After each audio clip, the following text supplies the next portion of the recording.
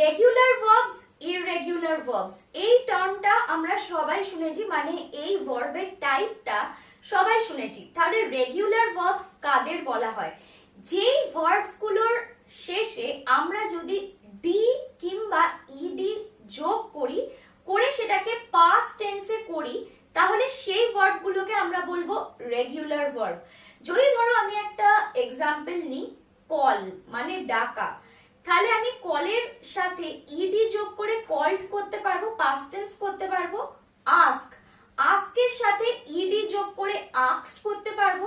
তাহলে এইরকম সব ভার্বস গুলোকে আমরা রেগুলার ভার্বস বলে থাকি। আর ইররেগুলার ভার্বস হচ্ছে সেই ভার্বস গুলো যার পরে ডি কিংবা ইডি অ্যাড হয় না। যেমন ধরো আমি যদি একটা এক্সাম্পল নিই, রাইজ, রাইজের পাস্ট টেন্স কি হবে? রোজ, আর পাস্ট পার্টিসিপল হবে রিজেন।